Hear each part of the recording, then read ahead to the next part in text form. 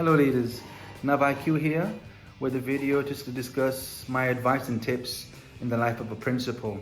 Today actually my advice is not particularly for leaders but for everyone really. And it's basically linked to a reflection of something that's been happening recently. On LinkedIn, for example, I've been posting a number of vacancies. And it's been interesting that I've been getting it's been great that I've been getting a lot of applications.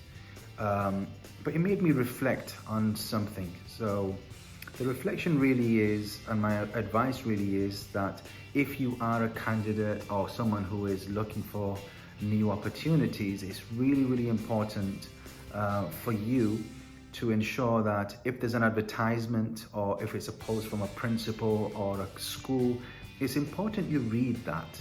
Because as an example, so many times I would put on my post to say, if you're interested, direct message me. And what will happen? Someone at the bottom will put interested. As soon as you do that, that shows me that you're not listening or reading the message. Or what might happen, I appreciate that it's important to know packages for whatever the role might be. I appreciate that. But if you are somebody who starts and leads by contacting a principal, and obviously other principals are different, I speak for myself, but if you are someone who contacts a principal and you start with saying, or what is the package? If you're a teacher, for example, it doesn't matter how good you are, you may be the best teacher in the world and outstanding. And the reality is, if you start with a question such as that and contact me, for example, I would not be interested in you. That may be your third or fourth question down the line, but your first question should normally be about the school or the students or the values or the ethos or the culture. I would start with those type of questions because those are the type of teachers that I will be personally looking for. And again, I speak for myself, not for others. And I say this because I believe candidates, I point to myself first, there's so much we can contribute towards education or whatever field we're in, and we need to be proactive and hungry for it. And if we are, you'll be surprised how many schools or companies will headhunt and contact you.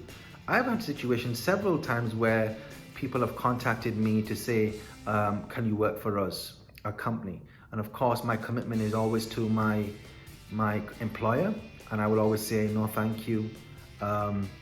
Obviously, recently, I'm happy to move on to my new role, and I want to do a number of years here and make my way onwards and upwards. But that does not mean that happens organically. I've got to commit time, personal time, and invest in that to ensure I'm always contributing towards a school, the wider community, and making a difference. If I came in as a teacher, as an example, and just did my 9 to 5, if you will, and went home, and in that just,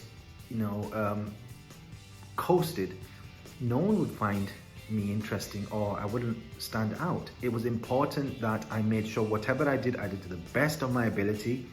I was always willing, always supporting, would organize the trips, would go to the events, would take on additional responsibility and show that I was hungry. Even as a newly qualified teacher, I always did that because I came with that work ethic from the private sector, and that helped me.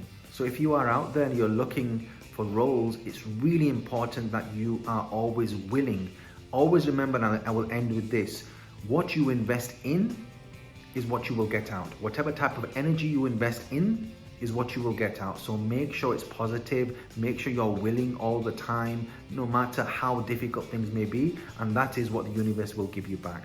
These are my opinions. Thank you for listening. Please do share this video and like it, and I look forward to leaving more videos in the future. Thank you.